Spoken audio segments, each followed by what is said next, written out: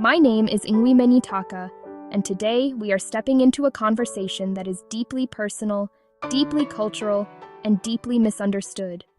Because family does not exist in a vacuum.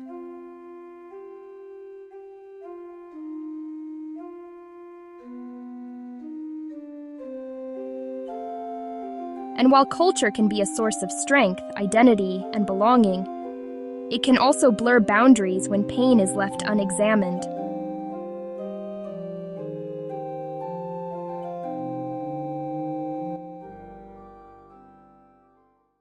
Many parents are not acting out of cruelty. They are acting out of inheritance. They parent the way they were parented.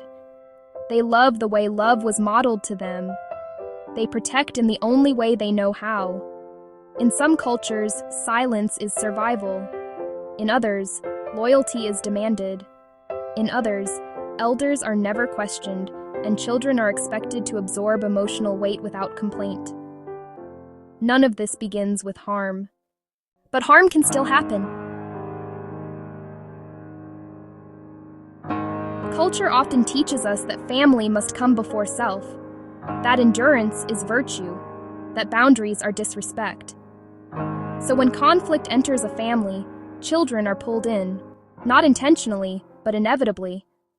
They are asked to listen, to keep secrets, to side quietly, to understand things far beyond their years. And what we call family closeness, a child may experience as emotional crowding. Boundaries are not rejection, they are protection. Boundaries are not rejection, they are protection. Healthy boundaries tell a child, you are loved and you are not responsible for adult emotions. You belong and you are not required to carry adult conflict. You are included, but you are not burdened. Without boundaries, children learn confusion instead of connection. Here is where many families struggle. They fear that boundaries will break unity. They fear that boundaries will offend culture. They fear that boundaries mean abandonment. But the opposite is true. Boundaries preserve relationships. They prevent resentment. They create emotional safety. They allow love to breathe. When culture discourages boundaries, children learn to overfunction. They become emotional caretakers, mediators, peacekeepers, praised for maturity, but robbed of childhood. And later in life, they struggle to say no, to rest, to ask for help, or to exist without guilt.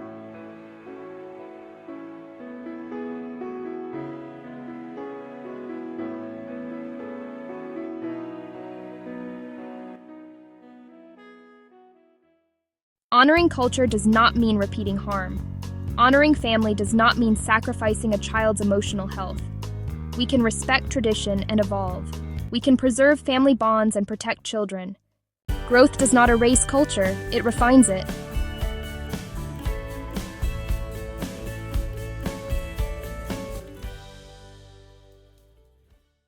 This conversation is for adults. This pain is mine to process elsewhere. You don't need to choose sides to belong. You are free to love everyone.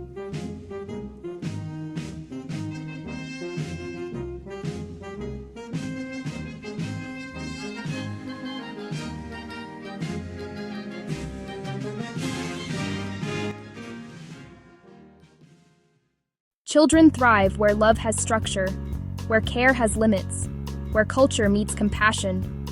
Family is meant to be a refuge, not a battlefield. And boundaries are not walls. They are doors that keep the right things in and the heavy things out.